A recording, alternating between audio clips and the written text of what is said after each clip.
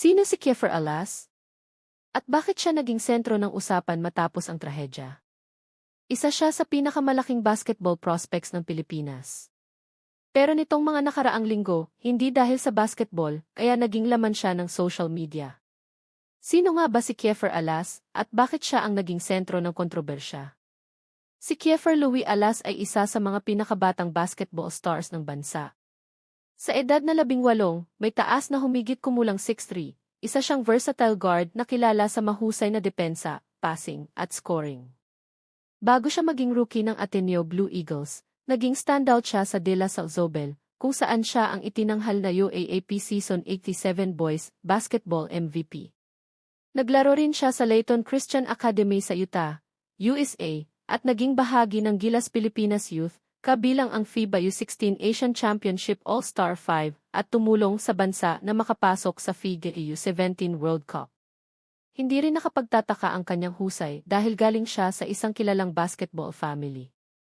Ang kanyang ama ay si Louie Alas, dating PBA player at coach, habang ang kanyang lolo ay ang veteranong coach na si Louie Alas Sr. Ngunit matapos ang malungkot na insidente sa isang team building activity ng Ateneo, kung saan nawala ang dalawa nilang teammates na sina Ren Bobet Baterbonia at Divine Adili, naging target si Kiefer ng iba't ibang espekulasyon online. May mga lumabas na edited photos, maling kwento, at mga post na nag-ugnay sa kanya sa insidente kahit wala pang opisyal na konklusyon ng investigasyon.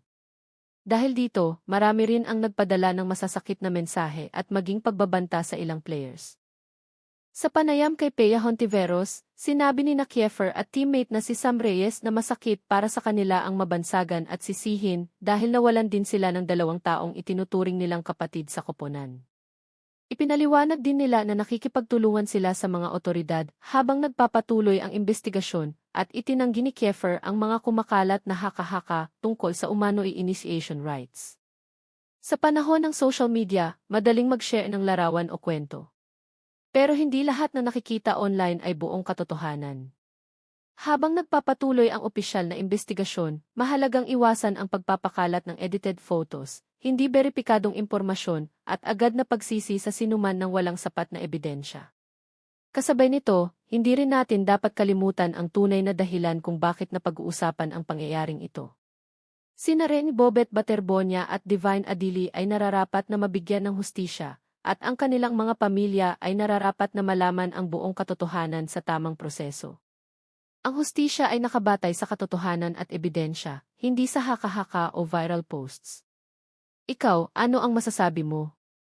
Naniniwala ka ba na mahalagang hintayin ang resulta ng opisyal na investigasyon habang patuloy nating ipinagdarasal ang hustisya para kina Ren Bobet Baterbonia at Divine Adili?